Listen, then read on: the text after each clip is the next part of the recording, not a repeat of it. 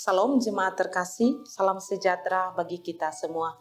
Senang sekali hari ini saya bisa berjumpa dengan Bapak Ibu Saudara sekalian dalam renungan Light of Revival. Harapan dan doa saya Bapak Ibu semua jemaat saudara sekalian ada dalam keadaan yang sehat di hari yang baru ini. Mari kita sama-sama merenungkan firman Tuhan yang terambil dalam Injil Matius pasal 8 ayat 19 dan ayat 20. Demikian bunyi firman Tuhan. Lalu datanglah seorang ahli Taurat dan berkata kepadanya, "Guru, aku akan mengikut engkau kemana saja engkau pergi." Yesus berkata kepadanya, "Serigala mempunyai liang dan burung mempunyai sarang, tetapi anak manusia tidak mempunyai tempat untuk meletakkan kepalanya." Sangkal diri. Saudara yang terkasih dalam Tuhan Yesus Kristus, sangkal diri artinya bahwa kehidupan orang Kristen yang berfokus pada Kristus, apa yang Kristus kehendaki dalam hidup, itu yang dilakukan oleh orang percaya, bukan mengikuti keinginan diri sendiri.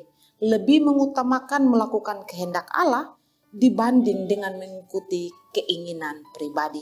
Itu yang dimaksud dengan sangkal diri. Dalam bacaan kita di dalam ayat yang ke-19 dan ayat 20, Yesus memberi jawab kepada seorang ahli Taurat ketika dia datang dan dia lalu mengatakan kepada Yesus bahwa, "Guru yang baik, aku hendak mengikut engkau kemana saja engkau pergi." Dan di dalam ayat yang ke-20 dengan jelas, Yesus mengatakan kepadanya bahwa serigala mempunyai liang, burung mempunyai sarang, tetapi anak manusia tidak mempunyai tempat untuk meletakkan kepalanya. Jadi Yesus mengatakan ini menunjukkan penderitaan bagi orang-orang yang sudah berkomitmen di dalam mengikut Yesus. Karena itu di dalam mengikut Yesus, hal utama yang harus dilakukan adalah sangkal diri. Kita tidak lagi fokus pada keinginan diri kita sendiri. Kita tidak lagi fokus apa yang menjadi kesukaan kita. Tetapi fokus kita adalah apa yang menjadi kehendak Kristus di dalam kehidupan kita. Dan ini juga yang Yesus mau katakan bagi kita semua sebagai orang percaya. Ketika seseorang mau mengikut dia justru mengatakan kenyataan yang sebenarnya.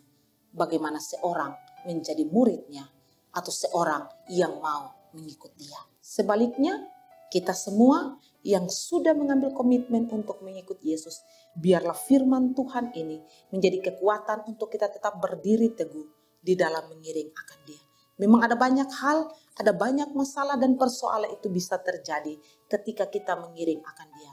Bahkan hal terburuk adalah kita dikucilkan, kita ditolak, kita diusir, kita dikeluarkan dari keluarga demi nama Yesus.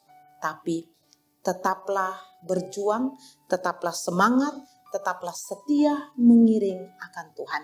Karena mereka yang setia, yang mengambil keputusan untuk mengiring akan Tuhan, ada janji-janji kekekalan yang siap mereka dapatkan jika bertahan hingga akhirnya.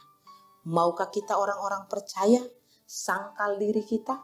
Maukah kita orang-orang percaya fokus kita kepada Kristus, bukan kepada kepentingan diri kita? Tapi apa yang Kristus kehendaki, maukah itu yang kita lakukan dalam hidup kita? Kiranya Tuhan Yesus memberkati kita. Mari kita berdoa. Tuhan, kami belajar firman Tuhan bahwa mengikut Tuhan berarti menyangkal diri. Menyangkal diri berarti bukan lagi kepentingan diri sendiri, itu yang dipikirkan. Tapi apa yang Kristus mau, itulah yang kami lakukan. Ini memang tidak mudah, sulit Tuhan. Tapi kami percaya ada Tuhan yang menguatkan, menopang sehingga kami mampu berdiri teguh di dalam pengiringan kami kepada Tuhan, di dalam komitmen kami menjadi murid-murid Kristus. Terima kasih untuk firman di dalam nama Yesus. Amin. Saudara terkasih, mari terus jadikan firman Tuhan sebagai pelita dan terang di sepanjang hidup kita. Tuhan Yesus memberkati.